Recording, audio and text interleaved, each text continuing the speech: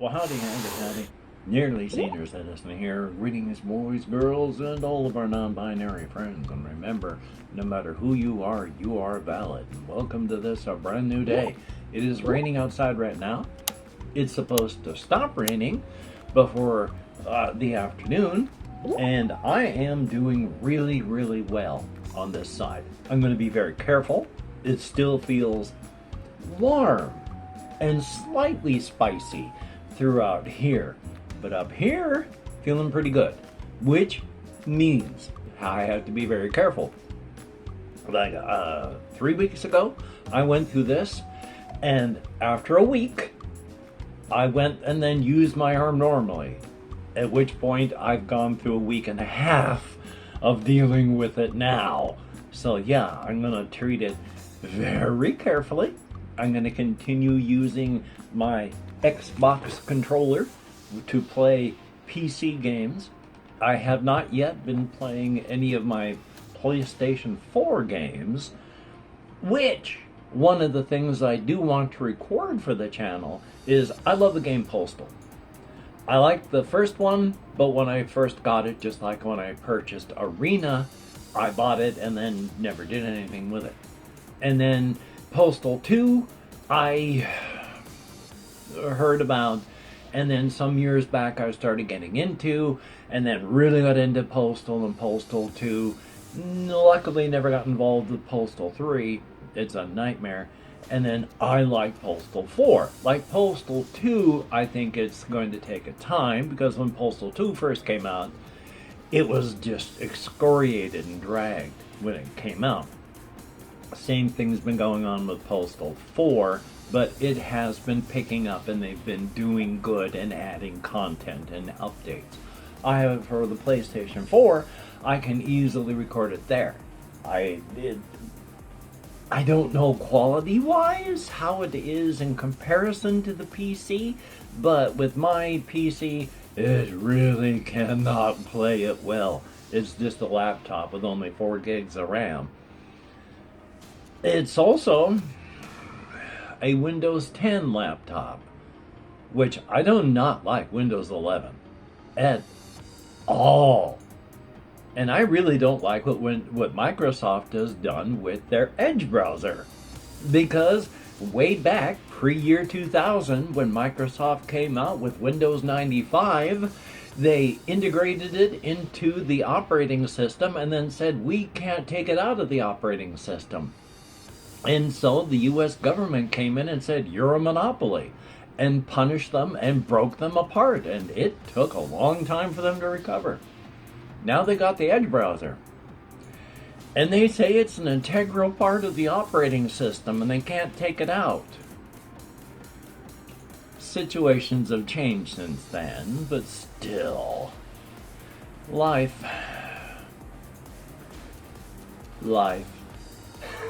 There's not much you can do about it. I hate Windows 11 with what little I've been able to use of it. I really don't want to use more of it. I mean, I'm used to Windows 10. It's easy. I mean, if you want to use a right-click context menu, you click it, the stuff's right there. But on Windows 11, with the stuff I've done, it's like you have to click, and then click, and then click to get to any of the accessibility that you could get with just one click on Windows 10. So I'm not looking forward to the inevitable upgrade. Life is life.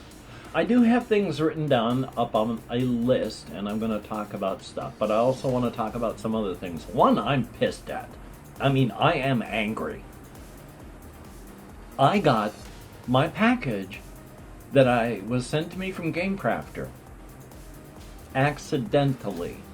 Now, you can't complain, and if it hadn't been where I was looking, then there would have been no way to find out where they actually sent it. But they went, okay, we delivered your package. And no, they didn't. It was not outside my door. And they said they had delivered it to the front desk. We don't have a front desk, and it was after hours. So where did it go? I went to the community center, and it was just tossed in there. They just delivered it to the community center, didn't put it any place special, just threw it in there and then left. had they walked literally 6 inches further, they would have been outside, and then right there is where my unit is. So they just dumped it someplace and left when it was right there. They could have delivered it to me, but instead they just threw it into someplace and then left. And literally just threw it into someplace. There is no supervision. There is nobody there. They just dumped it into a community center and left, and I'm lucky I found it. But there's no one to complain to. What do? I go down to the front desk at the post office. They didn't deliver it. What's going to happen from that? I get mad at them? I mean, luckily I got it. They're supposed to hold stuff at the post office and not just throw it into a community center and then leave. So, great. I mean, I'm still angry, and I keep having to calm myself down, but I did get what I ordered. So that's good. One thing I surprised myself with when I saw it, there was even a package being delivered, because I thought I'd gotten everything. But I had ordered something. I don't get drunk or anything, so I don't do like mystery package ordering. But I guess if you're tired enough, and I already know that if you're tired enough, it is effectively like you act like you're drunk. I have not wanted to buy game mats because I have game mats. Game mats are nice. I have right here, somebody had sent me a year and some ago a D100 dungeon game mat, as you can see, and it's awesome. This is a really, really good game tracking mat. It's got a lot of good information on it. They are, at a bare minimum, $20, and you can get a lot of games, or a game for $20, or supplements for under that. Speaking of which, for Tin Helm, I got. Now, this is thicker because I sleeved everything, but this is the first adventure pack for Tin Helm. Now, you're supposed to keep all these things separate, because when you put this into your game, you're supposed to remove other cards and replace them with this. And it doesn't just, it has its own map tracker, its own information, its own creatures and cards. So that's cool. And I'm glad I got that, because this was, like I said, only about $8. Not bad. Not bad at all. And then I also saw that I had gotten the game mat. Now, there are 2 mats that you can get for Iron Helm. Just as for the game Final Girl, there are 2 game mats that you can get. I apparently ordered the player's mat for Iron Helm, which same exact size as the neoprene mat for the D100 thing. And I believe if you get the actual game mat for Iron Helm, it is the same exact size, it just goes sideways. Now, I'm glad I got that. I think it's neat, but I could have gotten a game for that, or 3 of the adventure packs that I just showed you one of. I mean, I am going to play this again for the channel, along with a bunch of other things. And now that my arm is functional, because the nerves up here have calmed down. Again, warm and spicy. It's not like I've been slammed with a hammer, but I gotta be careful. But so, I've got... this is my game mat. This is almost the same size. So, as stated, I'm going to play this for the channel again. But it's nice that I got that. It's nice that I got the other things, and I enjoy these things. He said with a high-pitched squeak to his voice. So that's good. I have things, and I enjoy some things, and that is a good thing. Definitely a good thing. I am going to, as time goes on, continue to purchase things as long as I can. I mean, one day Hopefully further off into the future, I, like everybody, will kick off, and then the things that I own will either be just thrown out or sold or broken apart and then given out that way. I mean, when my mother died, my sister went down to the home where my mother and father were, and she went through and started throwing bunches of stuff out and putting other stuff in piles to give away. Immediately upon your death, that is what happens. All your stuff gets packed up and given away, or sold, or thrown out. Which is fine. I mean, we're dead. So thumbs up on that. Taking a look up at the rest of my list here. The two big things I've got are game mats and the game cards, and then the arm. The rest of it is stuff that basically I had written down yesterday. I'm going to do some talk about cosmic horror and my cryptid setting, even though yesterday, I think at the time of writing, I'm not even sure I've topped the 100 views on that video. So, oh boy, I've performed even better than I usually do. So, for the stuff that I've got, well, actually, part of it I did talk about yesterday. It's the whole Uncle Bonbons thing, except, of course, the whole Uncle Bonbons. None of the stuff that I talk about is on a static front, where it's like, this is where I am in my thinking, and then I'm going to go from here. It's like with the Uncle Bonbons, I've got stuff that works into the future where the state of the world is at that point, along with a whole bunch of other things. I can talk about the whole Uncle Bonbons thing now, but it changes and goes on in time.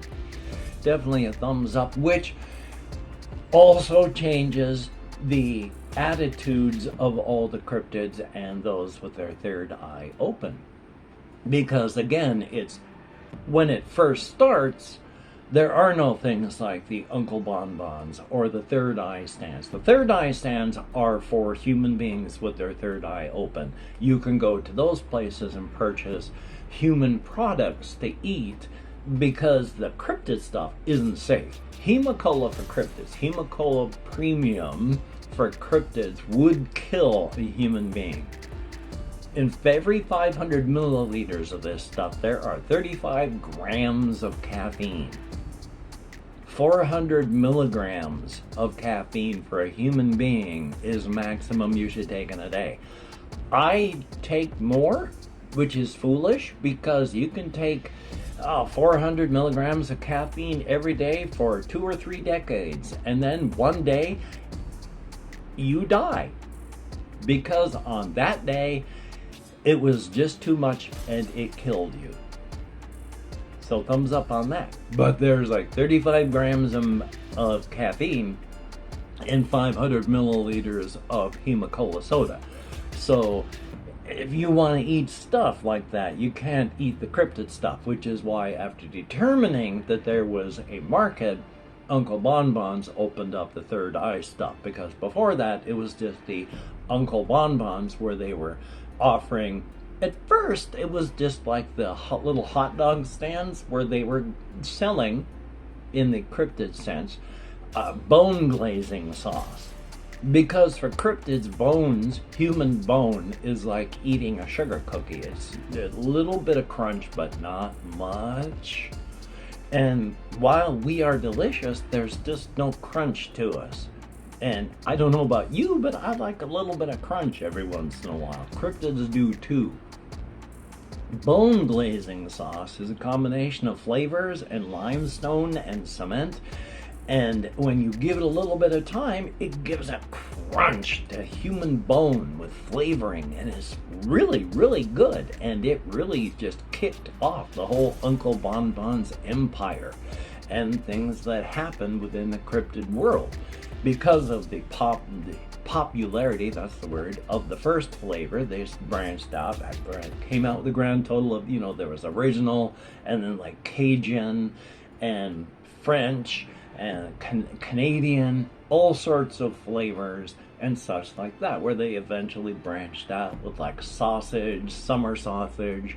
Like if you get the Midwestern corn-fed farmer summer sausage made out of real Minnesotan corn farmers, Now, when you eat that as a human being, it is like magic. It's like eating nostalgia. It reminds you of somebody that you used to know.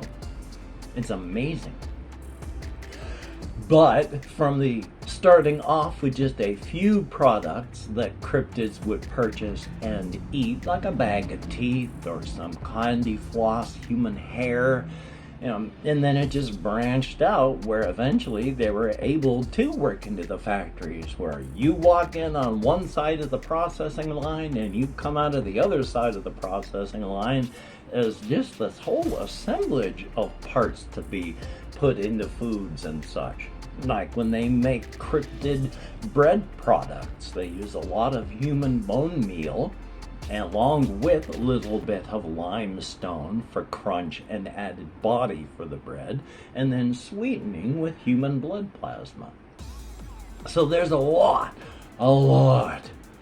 Eventually, that's when they open up the sandwich part of there and they make burgers, all of it using, human products. There's nothing that they make that doesn't have a human being somewhere in it. Some of it, like the human bag of jerky, a 2-pound bag of human meat, yeah, it's just straight pure human. But then there's also things you can get like the potato chips or just crisps, not even potato crisps, but they use keratin, like fingernails and skin, toenails, stuff like that. They grind it and make it powdered after it's dried, add in some limestone, some flavoring, shape it, and they come out in potato chip form. And it's just made out of human keratin and limestone and cement and flavoring. And they like it. Thumbs up. Which is why they open up the third eye stands, which is where you, as someone with your third eye open, you can go in and purchase all kinds of human products to eat. This is why, in the future, the CEOs of the third eye, the Uncle Bonbon stuff, say, we need to kind of slow this down. We're feeding 10 to 12 human beings to every cryptid that comes to our stand, and 1 to 2 human beings to every person that comes to our stand over a year. That's a lot. We need to, let's pull the brakes on expansion. So, that's how that works out.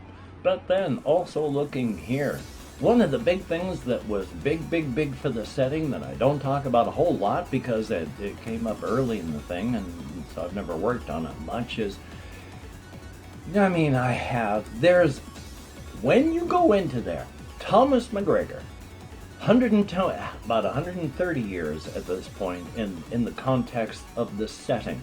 130 years ago, Thomas McGregor had a mansion. And he was a vile man, so vile, caused so much pain and suffering and blood loss and death in his mansion, and all of it of a completely, for non-denominational, hopefully you know what I mean, of an exual manner. And because of this, a presence was formed using cryptid energy. Thomas McGregor, without knowing it, had the body and the mind, and the presence had the will. Because he was so vile, he was eventually dragged out by the citizens and destroyed, and he was hung, disemboweled, chopped up, and burned. And for those who were there, they saw the parts moving up until they were ash. So it was awful. And now this mansion has been allowed on the human side to just fall into ruin. But nobody goes onto the property or in the ruin because there are such a collection of dark cryptids there. The feeling of dread and uneasiness keeps all normal humans out. And from the human side, the place is just a wreck and a ruin. There is barely anything left. And the property is just fallen fallow. On the cryptid side, well, this is Pol Pot Manor, and on the cryptid side, it's beautiful.